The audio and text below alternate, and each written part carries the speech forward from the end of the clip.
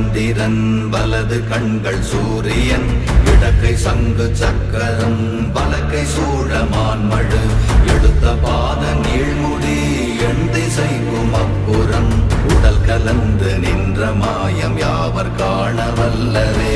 ஓம் நமச்சிவாய.